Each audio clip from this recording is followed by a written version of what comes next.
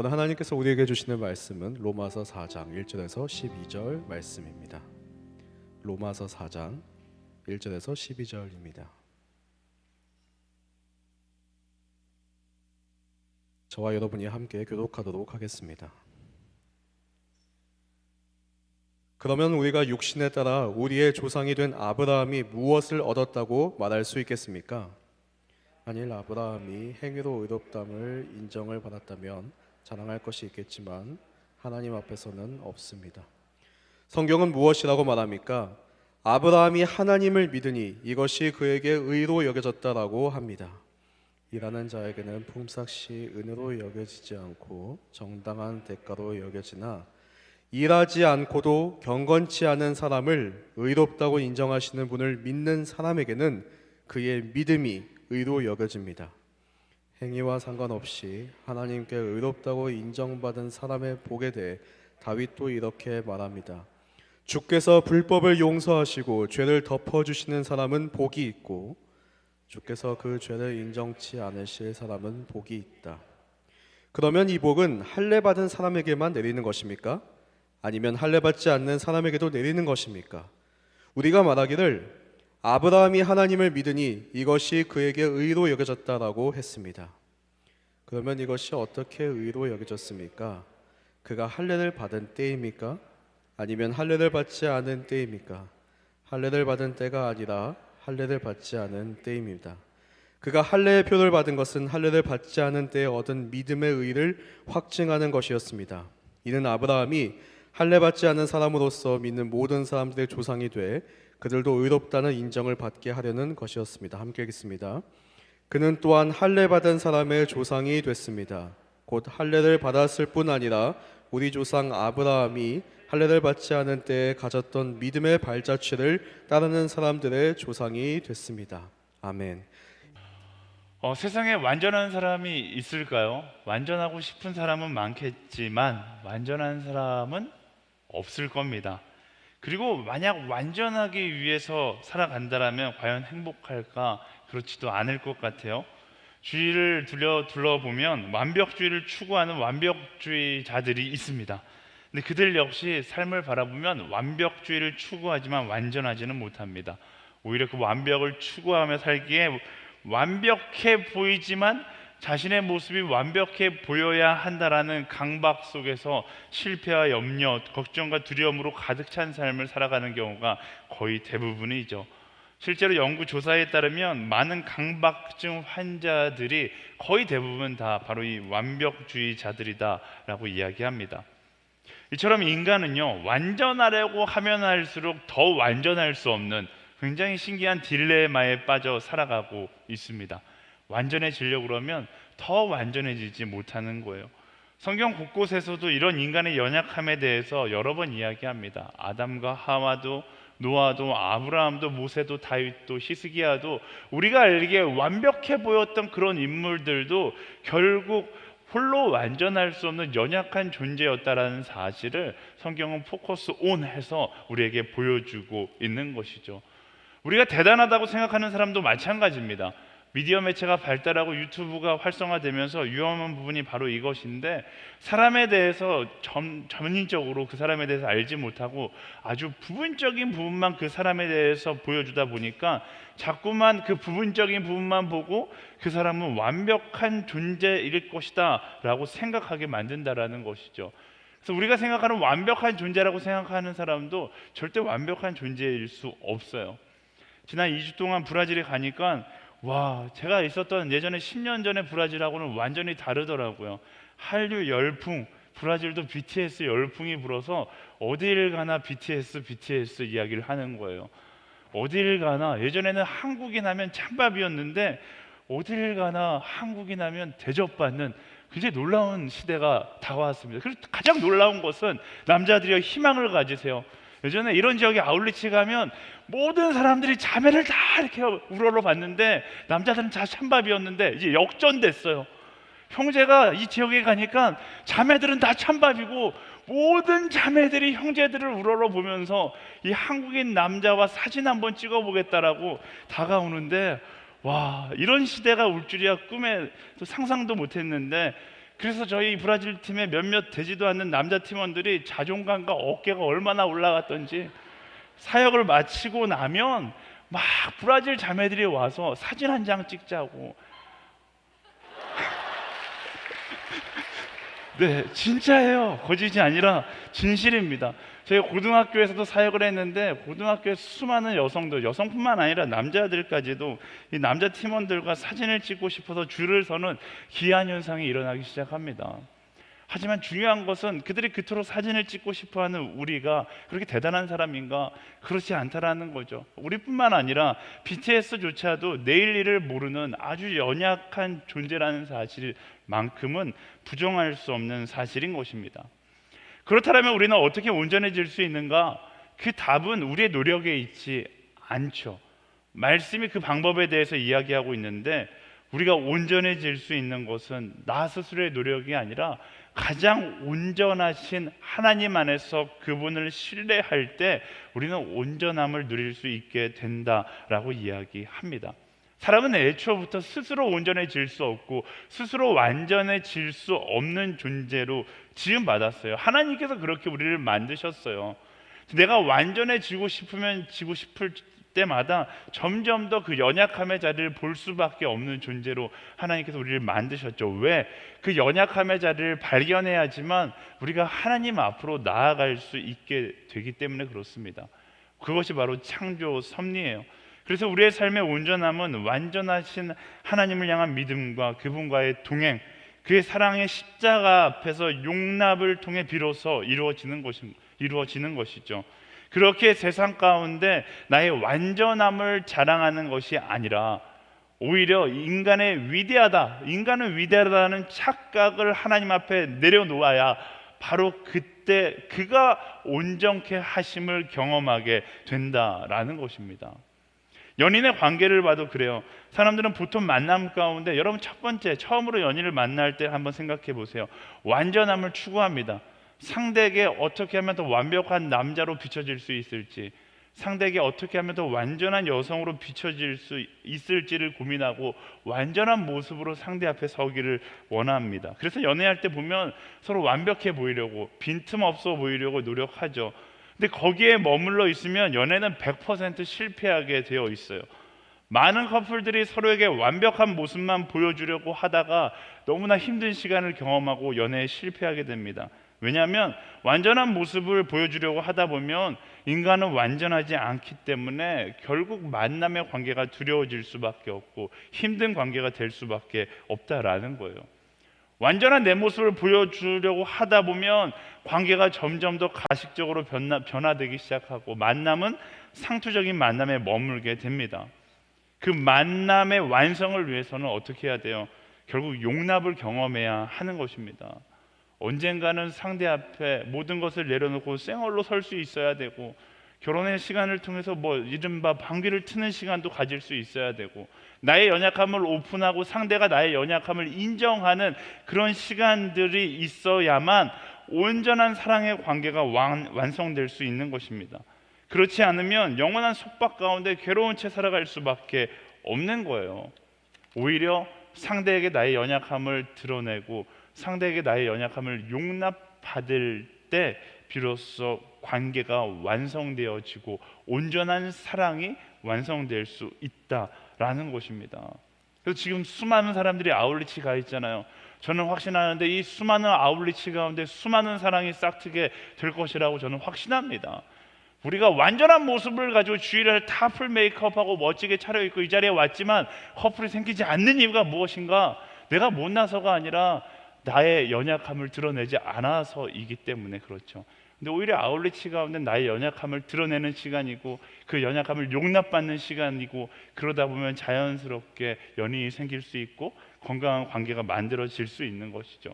더 나아가서 진정한 사랑은요, 결혼을 통해서 완성될 수 있는 것입니다. 왜? 결혼하면 서로에게 연약함을 보여줄 수밖에 없고, 결혼해 보신 분들은 다 동감하실 거예요. 그 연약함을 용납하는 시간을 갖게 되므로 사랑을 완성되게끔 만들어 가는 것이죠. 많은 사람들이 평생 연애의 단계에 머무르려고 합니다. 그러다 보면 결국 지칠 수밖에 없는 거예요. 연애가 너무 길면 지쳐서 실패할 수밖에 없는 것입니다. 여러분, 사랑의 완성을 위해서 결혼하는 그런 시간들을 가지시라고. 이 표현 이상하네요. 결혼하게 되기를 예수님의 이름으로 축원합니다. 우리 옆 사람에게 선포하겠습니다. 결혼할지어다. 네. 아멘. 네, 제가 이 설교를 준비하면서 그런 생각이 들었어요. 유대인과 하나님의 관계가 딱 그런 관계인 거예요. 연애하는 관계죠. 하나님 앞에서 사람의 의지를 가지고 완전해지려는 거예요. 하나님 앞에 완전한 모습만 보여주려고 하니까 유대인과 하나님의 관계가 껄끄러워지기 시작하는 거예요. 유대인들이 율법적 온전함을 위해서 몸부림치기 시작합니다. 완전해야지만 하나님께 사랑받을 수 있다라고 생각했고, 율법적으로 온전해야지만 그가 나를 인정할 것이다라고 생각한 거예요. 그러다 보니까 어떻게 됩니까? 완전하지도 못하고 관계도 불편해져 버린 그런 관계가 되어 버린 것이죠. 그들에게 필요한 것은 무엇인가? 하나님 앞에서의 완전함이 아니라 십자가 앞에서의 용납을 경험해야 하는 거예요. 하나님 앞에서 나는 완전한 존재입니다를 증명하는 것이 아니라 나는 연약한 존재입니다를 고백하고 그것마저 하나님의 사랑의 용납을 경험해야지만 온전한 관계가 회복되는 것이죠. 사도 바울이 유대인들에게 외치는 거예요. 유대인들이여, 하나님과의 연애를 끝내고 이제 결혼해라 라고 이야기하고 있는 것입니다. 그 말씀은, 그 선포는 오늘 우리를 향해서도 동일하게 선포되고 있는 것이죠. 1에서 3절까지 말씀 함께 읽어보겠습니다. 1절에서 3절까지 시작. 그러면 우리가 육신에 따라 우리의 조상이 된 아브라함이 무엇을 얻었다고 말할 수 있겠습니까? 만일 아브라함이 행위로 의롭다는 인정을 받았다면 자랑할 것이 있겠지만 하나님 앞에서는 없습니다. 성경은 무엇이라고 말합니까? 아브라함이 하나님을 믿으니 이것이 그에게 의로 여겨졌다라고 합니다. 아멘. 하나님 앞에서 율법적으로 완전해야지만 구원에 이른다. 우리는 율법적으로 온전해야지만 구원에 이를 수 있다라고 생각했던 유대인들을 향해서 사도 바울이 굉장히 극단적인 선택을 하게 됩니다. 이스라엘 사람들에게 불문율이 있다라면 아브라함만큼은 건드리지 않는다였어요. 왜? 그는 믿음의 조상이었기 때문에 이스라엘 민족은 그렇게 믿고 싶었던 거죠. 아브라함만큼은 흠이 없는 온전한 율법적으로 완전히 의로운 사람이었다라고 믿고 싶었기 때문에 아브라함에 대해서만큼은 건드리지 않는 것이 그들의 불문율이었어요. 하지만 사도 바울이 그 불문율을 깨고 뭐라고 이야기하는 거예요? 그 아브라함 역시, 너희가 그렇게 존경하고 좋아하는 아브라함 역시 결국 행위로 의롭다 여김을 받을 수 없었다. 그도 역시 죄인이었다라고 이야기합니다. 그리고 그가 의롭다 여김을 받을 수 있었던 이유는 그가 율법적으로 온전했기 때문이 아니라 오히려 온전하신 하나님을 그가 믿었기 때문이다라고 이야기하고 있는 것이죠. 유대인들이 생각하는 것처럼 율법의 완전함이 우리를 의롭게 만드는 것이 아니다라는 것을 사도 바울이 강조하고 있는 것입니다. 많은 유대인들이 아브라함을 바라보며 사람의 위대함, 사람도 율법적으로 온전해질 수 있다라고 생각했었던 그 생각 자체가 착각이다라고 이야기하고 있는 것이죠. 그러면서 이야기하는 것이 무엇입니까? 사람의 위대함에 기대는 것이 아니라 위대한 하나님의 사랑에 기대어야 한다라는 것을 지금 이야기하고 있는 것입니다. 사랑하는 여러분, 사람은 완전할 수 없어요. 이스라엘 민족이 아브라함을 바라보며 가장 완전한 사람, 율법의 행위로 구원에 이르렀던 사람이라고 생각했던 것은 너무나 어리석은 실수라고 이야기하고 있는 것이죠. 그 역시 은혜 아니면 살아갈 수 없는 아주 연약한 존재라는 사실은 동일한 것입니다. 아무리 대단해 보이는 사람들이라 할지라도 결국 연약한 죄인에 불과한 것이고, 이 세상 그 누구도 예수 그리스도를 제외하고서는 절대로 자신의 의로 하나님 앞에 의롭다 인정받을 수 없는 죄인이라는 사실을 기억해야 하는 것입니다. 그래서 절대로 사람을 볼 때 위대한 존재로 사람을 바라봐서는 안 된다라는 것을 우리는 기억해야 돼요. 그러면 실망하게 되어 있어요. 오히려 우리는 무엇을 바라볼 수 있어야 합니까? 그 사람의 위대함을 바라보는 것이 아니라 그 사람을 사용하시는 하나님의 위대함을 바라볼 수 있는 사람이 되어야 하는 것이죠. 브라질 아울리치를 다녀왔는데 저는 아마존 아울리치가 좋습니다. 아울리치가 저는 힘들면 힘들수록 너무나 좋아요. 왜냐하면 하나님과 동행하는 것도 좋지만 아울리치가 힘들면 그동안 저를 향해 기대의 시선으로 바라봤던 사람들의 착각을 철저히 깰 수 있어서 너무나 좋아요. 제 SNS 공동체에 와보니까 그 공동체 인원이 너무나 많으니까 이 공동체 사람들이 이상한 착각을 가지고 있더라고요.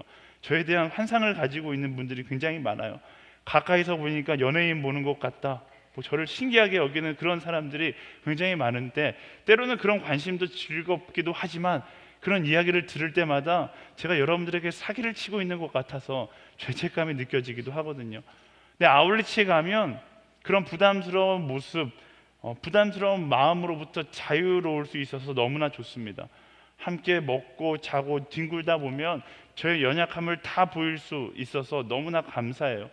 아마존 얘기를 제가 많이 하니까 여러분 생각할 거예요. 아, 저 사람은 아마존에 가서도 마치 이사야와 같이, 선지자와 같이 담대하게 복음을 전하고 담대하게 우리 애를 이끌어줄 수 있는 그런 리더겠지. 그렇지 않아요. 이번 아마존 갔는데 여전히 아마존에서 벌레들은 저를 얼마나 사랑하는지, 다른 사람은 하나도 물지 않는데 저만 계속 무는 거예요. 저 혼자 상처를 박박 긁으면서 죽겠다 죽겠다 외치기 시작했는데, 그런 저의 모습을 사람들에게 보여줄 수 있어서 저는 너무나 감사했습니다. 저에 대해 남아있는 환상을 다 깨부수고 나면 결국 보게 되겠죠. 허당 조나스의 모습을 보게 될 겁니다. 그러고 나면 실망할 것 같고, 그러고 나면 SNS 공동체를 떠날 것 같지만 전혀 그렇지 않아요. 오히려 더 큰 신앙의 성장을 경험하게 될 것입니다. 왜? 그 이후로부터는 저의 진짜 모습을 발견한 그 이후부터는 제가 아닌 저런 허당 조나스, 허당인 목사를 사용하시는 위대한 하나님을 발견할 수 있게 될 것이기 때문에 그렇습니다. 신학자 디트리히 보네포가 이런 말을 했다고 해요. 우리가 같이 있어서 하나님이 사랑하시는 것이 아니라 하나님이 사랑하시기에 우리가 같이 있는 것이다. 굉장히 멋진 말이지 않습니까? 우리는 이 말 가운데 숨겨져 있는 진실을 기억해야 됩니다. 하나님의 은혜가 없으면 이 세상 모두가 다 아무것도 아닌 존재들입니다. 세상 그 어떤 누구도 하나님의 은혜를 제외하고선 절대로 위대한 인생이 될 수 없다라는 것이죠. 사랑하는 여러분, 위대한 사람을 바라보기 이전에, 혹은 위대한 사람이 되기 위해 노력하기 이전에 먼저 위대한 하나님을 바라볼 수 있는 우리가 되기를 예수님의 이름으로 축원합니다. 그리고 그 위대한 하나님의 사랑에 온전히 나의 모든 연약함을 의탁하며 나아갈 때 우리는 그때 비로소 온전케 하시는 그 하나님의 사랑을 경험할 수 있게 되는 것입니다. 나 스스로 완전해지기에 노력하는 어리석음을 멈추고 완전하신 나의 하나님을 의지하고 바라볼 때 나의 삶 가운데 완전케 하시는 그 하나님을 경험하게 된다라는 것이죠. 그리고 그 자리에서 비로소 우리가 그토록 찾고 헤맸던 인생의 참된 축복이 무엇인지를 알게 되는 거예요. 오늘 말씀에 보면 다윗 왕의 고백을 통해서 사도 바울은 하나님의 사랑에 의탁하는 자가 누리는 축복에 대해서 이야기하는 장면이 나와요. 6절부터 8절까지 말씀 함께 읽어볼까요? 시작. 행위와 상관없이 하나님께 의롭다고 인정받는 사람의 복에 대해 다윗도 이렇게 말합니다.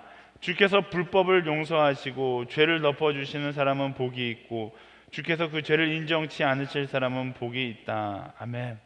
다윗도 역시 이스라엘 민족에게 가장 존경받는, 아브라함과 함께 두 번째로 존경받는 사람이었죠.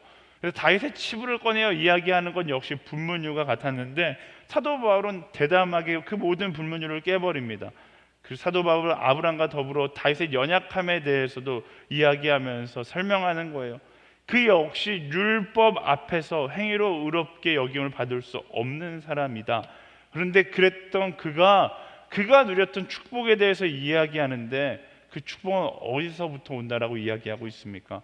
그 축복은 전적인 하나님의 은혜로부터 흘러나온다라고 이야기하고 있어요.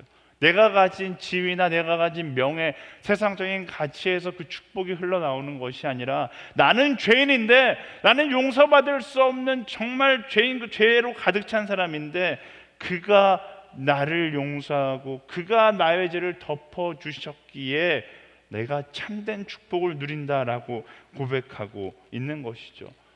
이런 다윗의 고백 가운데 우리가 주목해야 하는 것은, 그것은 바로 그가 스스로 죄인이라는 사실을 고백했을 때 그때 하나님의 은혜가 더 크게 다가오고 참된 축복이 무엇인지를 알게 되었다라는 것입니다. 사실 유대인들에게 율법은 치부를 드러내는 수술 그 메스와 같았습니다. 그래서 유대인들이 어떻게 해요? 어떻게든 자신의 치부를 감추기 위해서 노력해요. 그러다 보니까 어떤 일들이 생겨나기 시작합니까? 율법이 복잡해지기 시작하는 거예요. 율법이 이렇게 다양하고 복잡해진 이유가 어디에 있는가? 이스라엘 민족이 변명을 대고 끊임없이 나의 치부를 가리려고 율법을 갈아치우고 치우다 보니까 너무나 복잡해진 율법을 가지고서 살아가게 되는 것이죠. 나는 죄인이 아니라고 합리화하기 위해서 노력했던 삶을 살아갔던 거예요. 다윗은 오히려 거꾸로 이야기해요. 율법은 하나님의 은혜를 발견한다라면 율법은 우리를 힘들게 하는 족쇄가 아니라 율법은 우리의 축복의 시작이 된다라고 이야기하는 것입니다. 내가 죄인됨을 부정하는 인생이 아니라 내가 죄인됨을 인정하고 하나님의 용납하심에 나를 의탁할 때 참된 축복이 시작된다라고 이야기하고 있는 것이죠. 너무나 당연한 이야기입니다.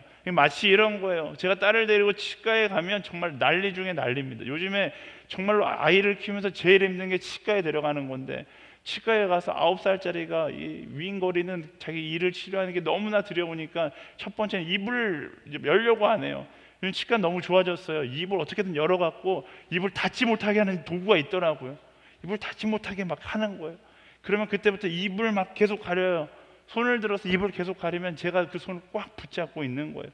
그 모습을 보면서 진짜 어리석다 라는 생각이 들어요. 네가 그 입을 열지 않고 그 입을 가리고 있으면 결국 너는 그 치통의 고통에 계속 살아야 하는데, 이 친구는 그걸 알지 못하고 계속 그것을 가리려고 하고 있는 것이죠.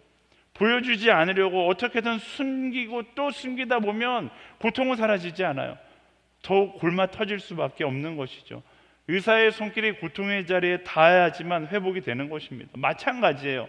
하나님 앞에서 나의 연약함, 나의 죄의 자리가 드러나고 하나님의 용서의 손길이 나의 죄악된 자리에, 나의 연약한 자리에, 나의 상처의 자리에, 나의 슬픔의 자리에 터치되어야지만 우리 인생 가운데 참된 축복, 다윗이 이야기하는 참된 축복을 경험할 수 있게 되는 것입니다. 하나님 앞에서 말씀을 통하여 나의 숨겨진 연약함이 드러나야지만 건강한 신앙으로 나아갈 수 있게 되는 거예요. 그래서 숨기는 것이 아니라 말씀 앞에서, 그 은혜 앞에서 철저하게 더 드러나야 하는 것이죠. 감추는 것이 행복의 근원이 아니라 그리스도의 십자가 앞에서 내 허물들이 드러나는 것이 참된 은혜인 것입니다. 그래서 그 드러난 자리에서 하나님의 용납을 경험할 때 다윗이 노래했던 그 축복이 나의 삶의 축복이 될 수 있게 되는 것입니다. 그리고 그 용납과 더불어 그 말씀을 따라 살아가는 자가 참된 축복을 누릴 수 있게 되는 것이죠. 하나님의 축복은 십자가 앞에서 시작되었다가 십자가 앞에서 끝나는 것이 아닙니다. 기억해야 돼요. 하나님의 축복은 십자가 앞에서 시작되는 거예요. 그리고 그 축복을 누리기 위해서는 어떻게 해야 합니까? 이전으로 돌아가지 않아야 하는 것이죠. 시편 1편에서 고백하는 것처럼 복 있는 사람은 여호와의 율법을 주야로 묵상하는 자로다. 하나님의 말씀 가운데 거하며 하나님의 은혜 없이는 살 수 없는 존재라는 사실을 기억하며 그의 시냇가에 날마다 거하는 인생, 그가 이끄시는 대로 그 길을 날마다 걸어가는 인생이 참된 축복의 인생을 살아가는 비결이다라는 것이죠.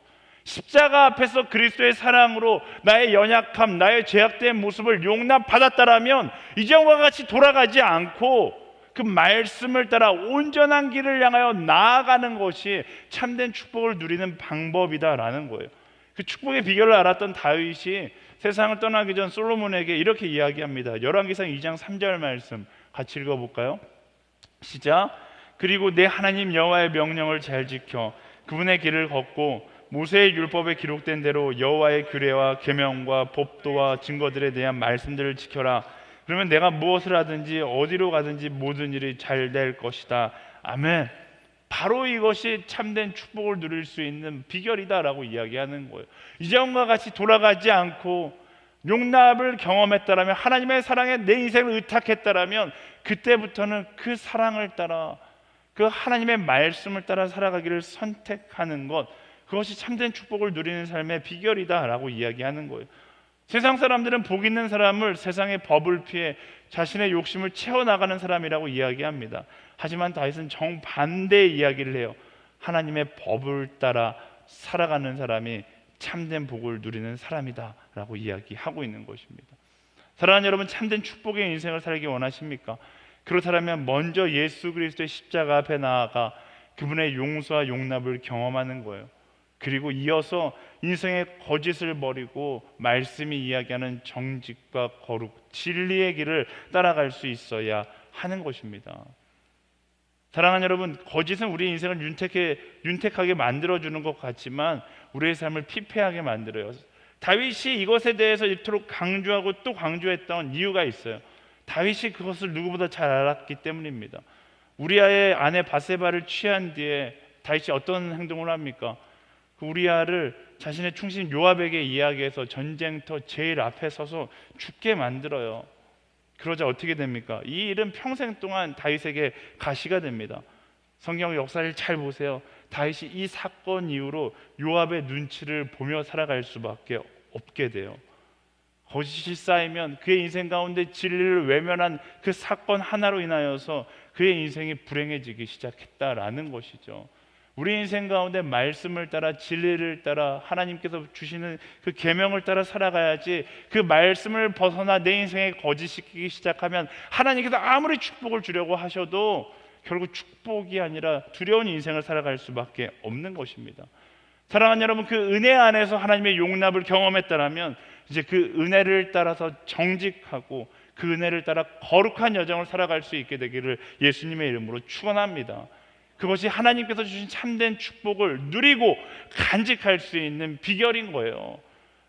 날마다 십자가 앞에서 그 축복을 누렸다가 버렸다, 누렸다 버렸다를 반복하는 것이 아니라 하나님께서 주신 그 용납의 축복을 경험했다라면 결단하고 거룩의 인생을 살아갈 수 있게 되기를 예수님의 이름으로 간절히 축복합니다. 이처럼 하나님의 은혜 앞에 감사하고 그 은혜 앞에 정직하면, 그 은혜 앞에서 거룩한 삶을 결단하면 우리의 삶은 달라지게 되는 거예요. 이전에 경험할 수 없었던 하나님의 온전케 하심의 축복을 경험하게 되는 것입니다. 내가 내일을 만드는 것이 아니라 그가 만드시는 내일을 경험할 수 있게 되는 것이죠. 11절과 12절 말씀 함께 읽어보겠습니다. 시작. 그가 할례의 표를 받은 것은 할례를 받지 않을 때에 얻은 믿음의 의를 확증하는 것이었습니다. 이는 아브라함이 할례 받지 않은 사람으로서 믿는 모든 사람들의 조상이 돼 그들도 의롭다는 인정을 받게 하려는 것이었습니다. 그는 또한 할례 받은 사람의 조상이 됐습니다. 곧 할례를 받았을 뿐 아니라 우리 조상 아브라함이 할례를 받지 않은 때에 가졌던 믿음의 발자취를 따르는 사람들의 조상이 됐습니다. 아멘. 사도 바울은 이야기합니다.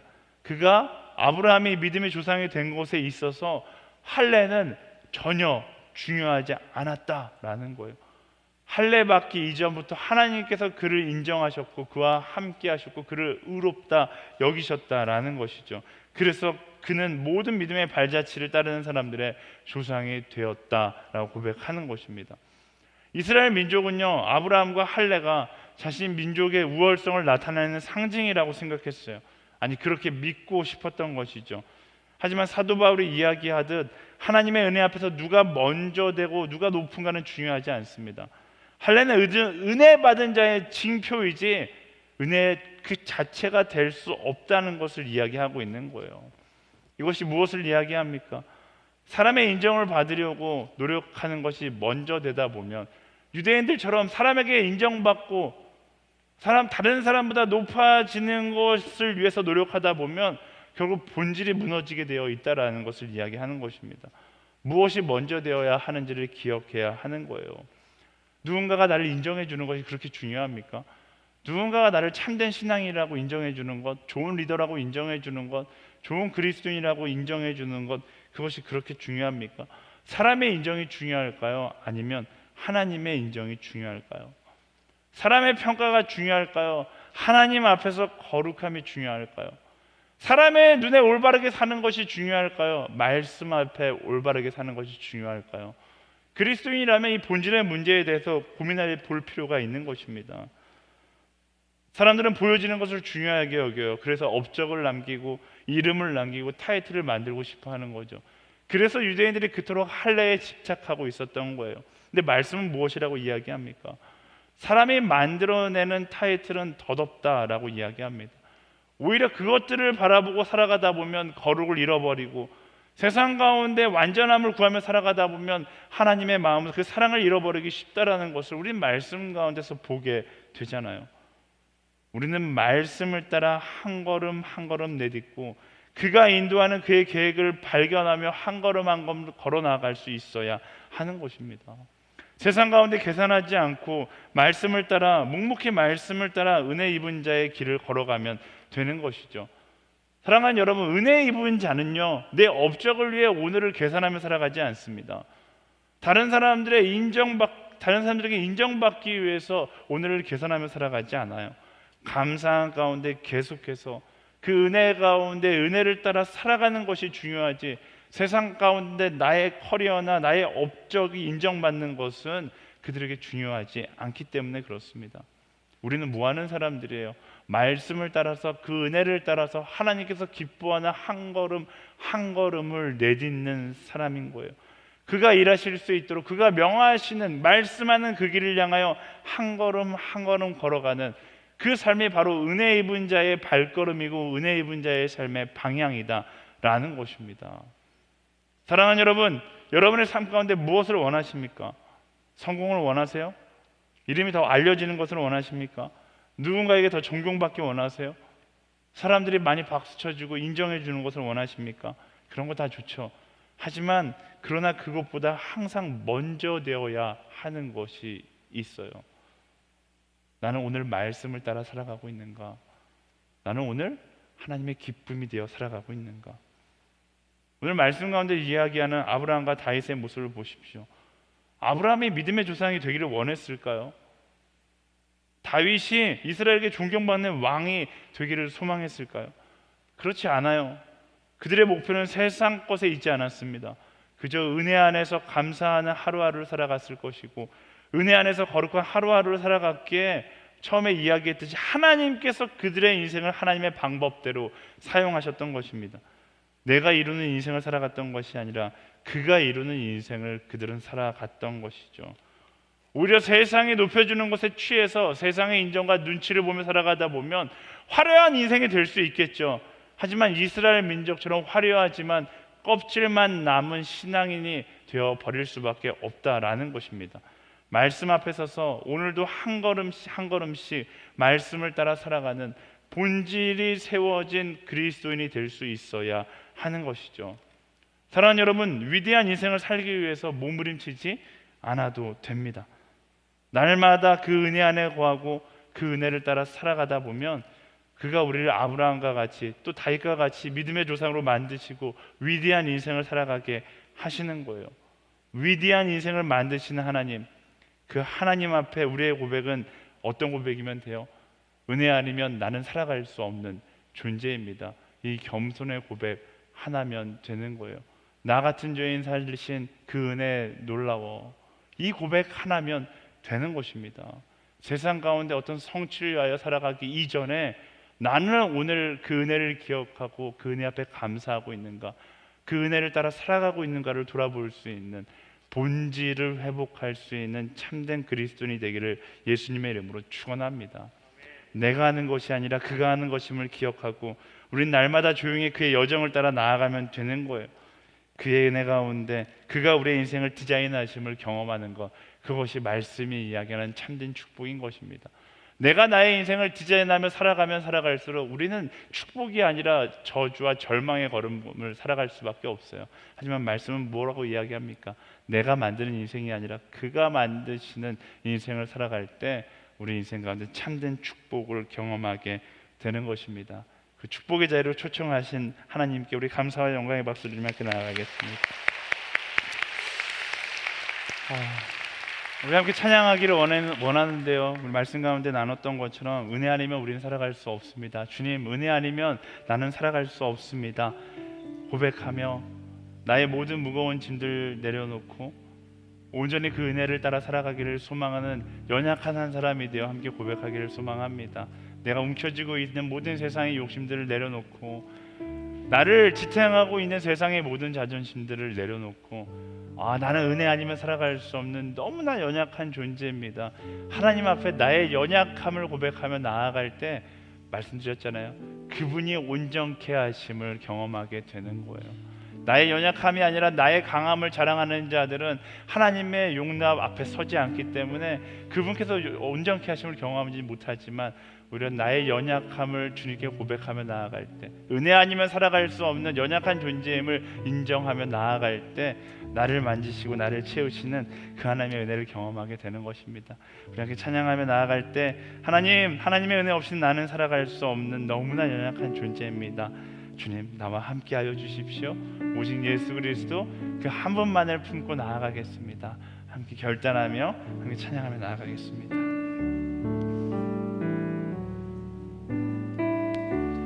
은혜 아니면 살아갈 수가 없네. 호흡마저도 다 주의 것이니 세상 평안과 위로 내게 없어도 예수, 오직 예수뿐이네.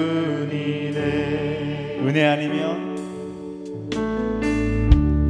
은혜 아니면 살아갈 수가 없네. 호흡마저도 다 주의 것이니 세상 평안과 위로 내게 없어도 예수, 오직 예수뿐이네. 그 신계회 그 신계회 다 볼 수도 없고 작은 고난에 지쳐도 주께 묻기 나의 모든 삶 버티고 견디게 하시네. 그 신계회 다 볼 수도 없고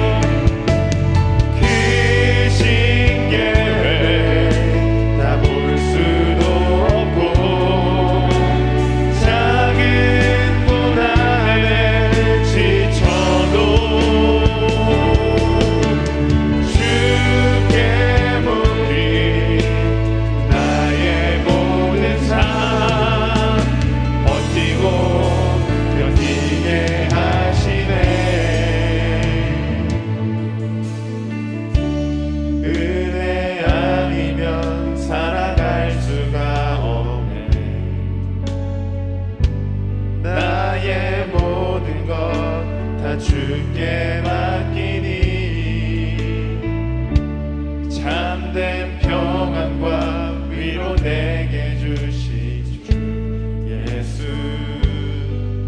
오직 예수뿐이네. 사랑하는 여러분, 내가 가진 모든 것을 내려놓아야 하지만 내가 움켜쥐고 있는 모든 자존심을 내려놓고 나의 연약함을 그분께 의탁하며 나아가야 하지만 참된 은혜를 경험하고 참된 인생의 축복이 시작될 수 있는 것입니다. 어렵죠. 그 십자가 앞에서 나의 연약함을 쏟아놓는 것은 너무나 어렵습니다. 누군가에게 나의 약함을 고백하는 것은 너무나 어렵습니다. 하지만 하나님 앞에 나의 연약함을 자랑할 때 그분이 나를 온전케 하심을 경험하게 되는 것이고 그분의 손길이 나를 치유하고 나를 회복하심을 경험할 수 있게 되는 것입니다. 은혜 앞에 있는 모습 그대로 나아가십시오. 하나님 앞에 나의 모습 그대로 나아가는 거예요. 하나님, 나는 하나님의 은혜 없이는 살 수 없는 존재입니다. 어떻게든 버텨보려고 세상 가운데 노력했는데 내게 돌아오는 건 절망뿐이고 나는 완전하게 산다라고 생각했는데 아니요, 완전하게 사는 것이 아니라 너무나 어리석게 살아가고 있는 그런 모습을 발견합니다. 그 누구에게도 이야기하지 못하고 나 혼자 꽁꽁 싸매고 있었던 그 마음을 이제는 예수님께 보이는 거예요. 하나님의 은혜 없이는 내가 살아갈 수 없는 존재입니다. 이 고백이 우리를 살리는 것입니다. 나를 살리는 그 고백. 우리 다 같이 자리에서 일어나서 나를 살리는 이 고백을 다시 한번 고백하며 하나님께 나를 의탁하며 나아갑니다. 나의 연약함을 주님께 의탁하며 나아갑니다. 나는 은혜 없이는 살아갈 수 없는 자이니 하나님 내 인생 가운데 함께하여 주시옵소서. 진실한 고백으로 주님께 함께 고백하며 나아가겠습니다.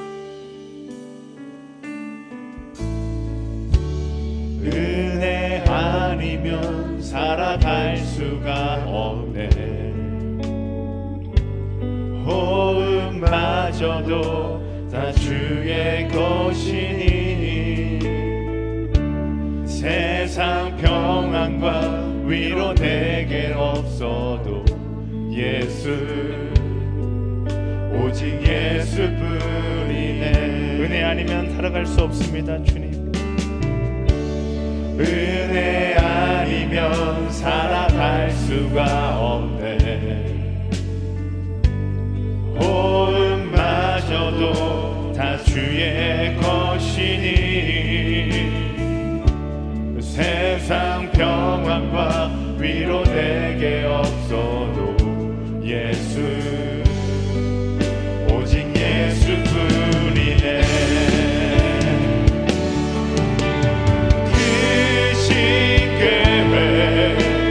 볼 수도 없고 작은 고난에 지쳐도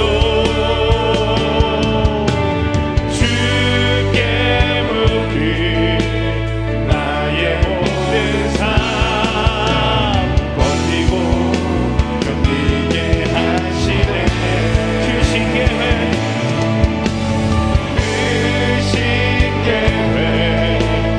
볼 수도 없고 작은 고난에 지쳐도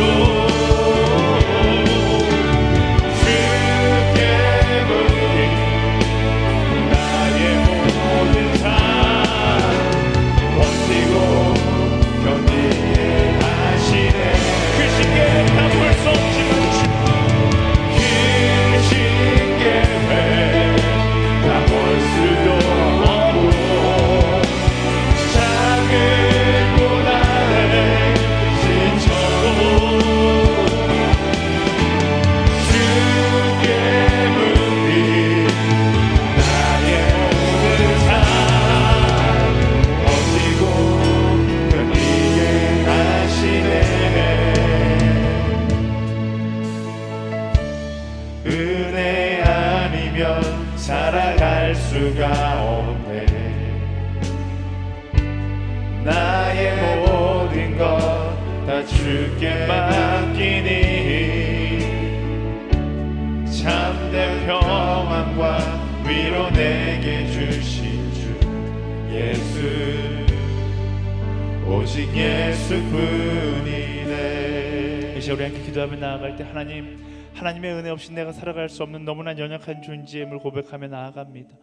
그래서 하나님께 나의 인생을 의탁하며 나아가오니 나의 인생 가운데 하나님의 은혜로 함께하여 주시옵소서. 나의 삶의 자리에서 언제나 하나님의 은혜만을 구하며 나아가는 연약하지만 하나님의 온전케 하심을 경험하는 자로 살아가게 하여 주시옵소서. 내가 계획하는 이 인생을 살아가는 것이 아니라 하나님의 은혜 가운데 주가 이끄신 대로 나아가는 인생 되게 하여 주시옵소서. 소망하는 자마다 우리 주여 한 번에 지어갔는데 기도하며 나아가겠습니다. 주여 하나님 내가 할 수 있는 것이 아무것도 없습니다. 하나님 내가 할 수 있는 것이 아무것도 없습니다. 난 너무나 연약한데 난 너무나 작은 자이기에 나의 위대함을 자랑하는 것이 아니라 하나님의 위대하심 앞에 하나님의 은혜 앞에 나를 의탁하며 나가는 소망합니다. 주님의 기어 나아갈 수 있는 내가 되게 하여 주시옵소서. 하나님의 은혜 없이는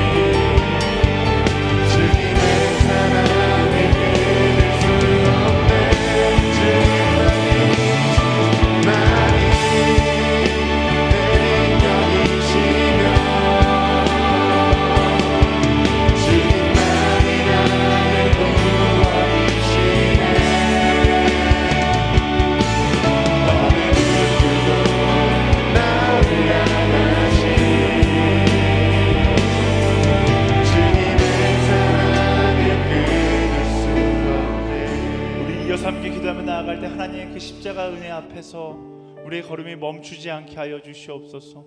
그 은혜의 감격을 담아 나의 삶 가운데 나아갈 수 있는 한 사람이 되게 하여 주시옵소서. 그의 은혜의 감격을 따라 거룩을 지켜 나아가는 하나님의 사람들이 되게 하여 주시옵소서. 그 은혜의 감격을 따라 내 삶 가운데 거짓을 몰아내고 하나님 나라의 승리를 선포하는 자의 삶을 살아가게 하여 주시옵소서. 예수 그리스도의 명하노니 그 은혜를 잊게 만드는 모든 내 삶의 거짓된 소리들은 떠나갈지어다. 하나님 그 은혜의 감격을 쫓아 오늘도 내일도 거룩한 여정을 살아가는 성령의 사람들 되게 하여 주시옵소서. 우리 주여 한 번에 다시 한번 간절히 기도하며 나아가겠습니다. 주여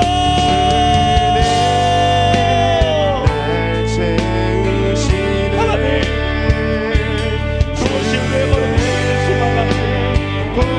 그대 다시 없는 멈추는 것이 그대의 사랑을 또한 걸음을 내밀수 있는 믿음의 사람들이 되게 하여 주시옵소서. 여러분 결단하며 거룩한 자의 걸음을 걸어가는 믿음의 사람들이 되게 하여 주시옵소서. 이끄신 하나님 멈추지 않기를 소망합니다. 나의 삶의 자리에 발걸음이 이어지게 되기를 소망합니다. 나의 생각을 나의 하루가 그대의 발걸음이 선포되기를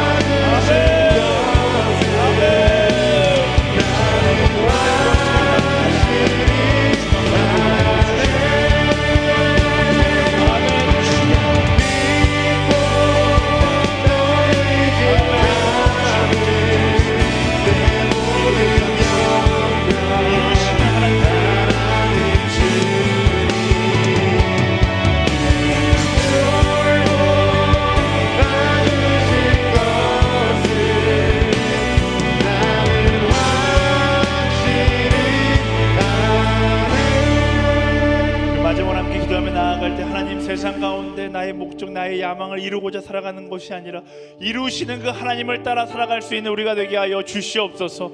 내가 만드는 나의 인생이 아니라 그가 만드시는 나의 인생으로 살아가기를 주님 소망하오니 오늘도 말씀을 따라 하나님의 계명을 따라 살아가는 우리 모두가 되게 하여 주시옵소서. 위대한 그리스도인의 여정은 나의 계획에서 나오는 것이 아니라 말씀을 따라 살아가는 그 발걸음에서 나오는 것임을 기억하며 나를 이끄시는, 나를 부르시는 그 하나님의 음성을 따라 나아가는 나의 삶이 되게 하여 주시옵소서. 염려와 두려움으로 가득 찬 나의 계산에 의한 나의 모든 걸음들은 떠나가게 하시고 부르신 자리로 나아가 부르심에 따라 살아가는 하나님의 사람으로 살아가게 하여 주시옵소서. 소망하는 자마다 우리 마지막으로 주여 한 번에 치고 간절히 기도하며 나아가겠습니다. 주여 하나님 그렇습니다. 내가 계산하는 인생이 아니라 한 걸음 한 걸음 걸어갈 때 내 인생을 만드시는 믿으시는 하나님의 계심을 경험하며 고백하며 나아갈 때 인도하여 주시옵소서. 주가 이끄시는 대로, 주가 이끄시는 대로, 주가 하시는 대로 모든 믿음으로 갈 수 있는 하나님의 사랑을 인도하여 주시옵소서.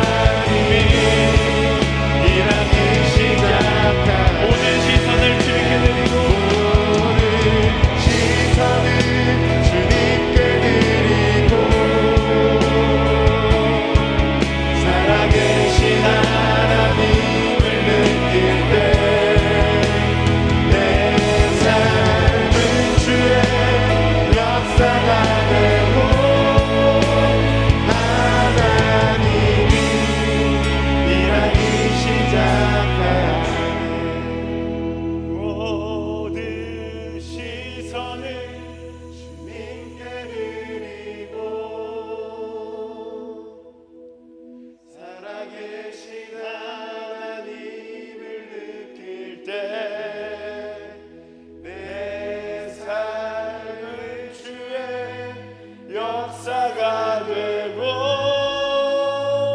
하나님이 일하기 시작하네.